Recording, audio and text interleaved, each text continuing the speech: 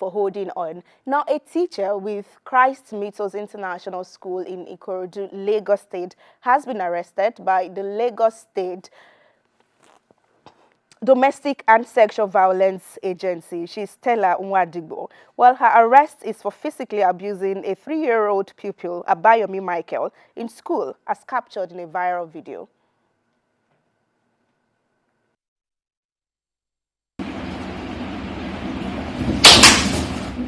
Like this, 6, like this.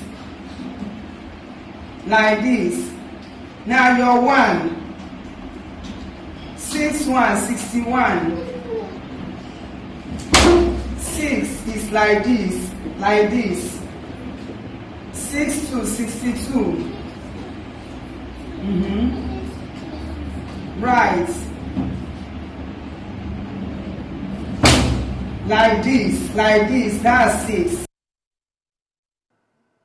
All right, so that was yesterday, a teacher to a pupil because he could not get the numbers right. Let's see how netizens are reacting to this one. She's been arrested.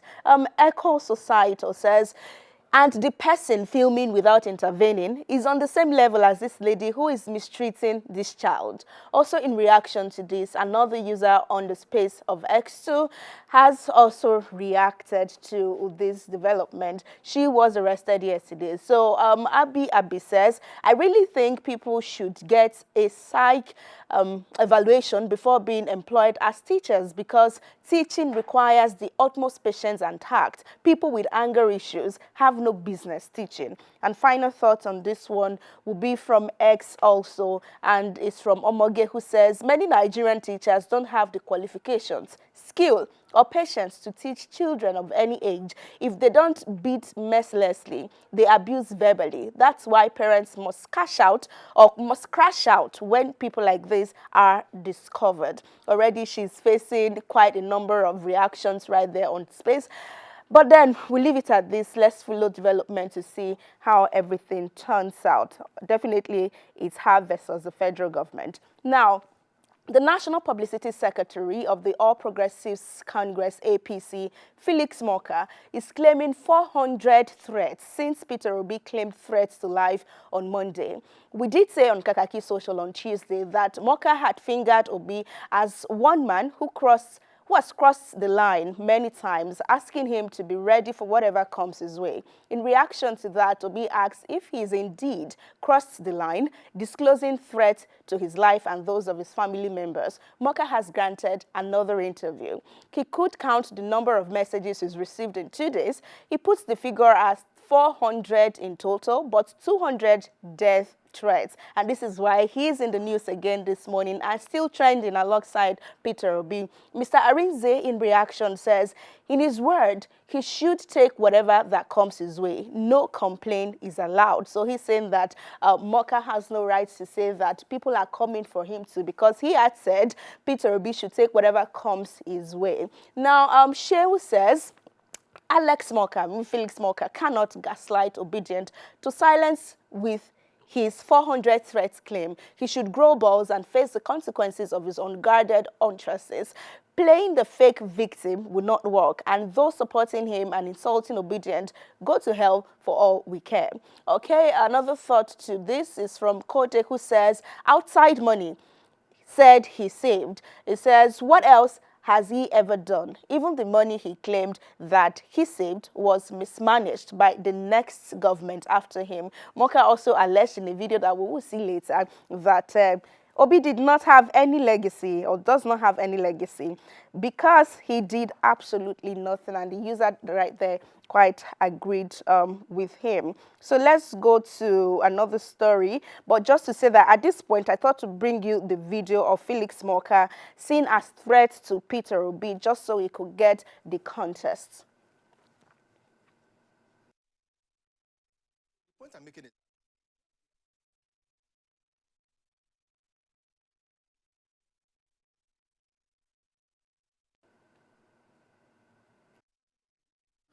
he's not looking, he's not taking an aim. He just, shoots widely, like, what we used to see in movies back in the day, in the Wild Wild West. Was governor for 8 years, who left nothing to remember in Anambra State by way of a legacy or transformation. But all of a sudden, you know, he served as governor 8 years. He didn't have the wisdom or the smarts to change Anambra State, to make Anambra the beacon, you know, that example of, you know, governance in the country.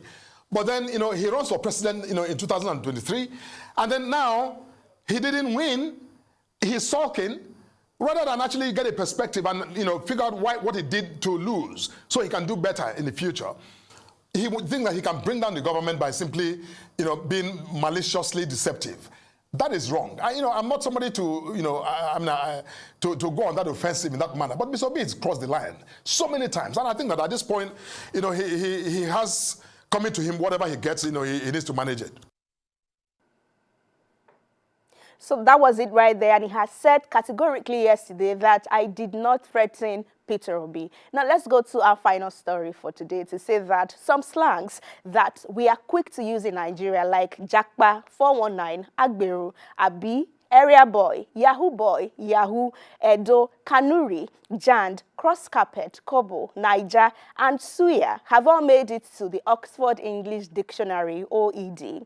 Well, some of the words assume both noun and verb forms. The move, according to a consultant for the OED, Kingsley Ugwai, is to give the global community an opportunity to learn about the Nigeria's rich cultural heritage. Now, the criteria for choosing the words include widespread use, that they've been in use for up to 10 years, and the social significance of these words. Now, netizens also reacted to this one because of Jakpa especially. Now, look at what Jakpa means right now in the Oxford Dictionary. So, Jakpa means, so you can use Jakpas as a verb, present participle, jakpaing. So I am jakpaing tomorrow, if you want to put it that way.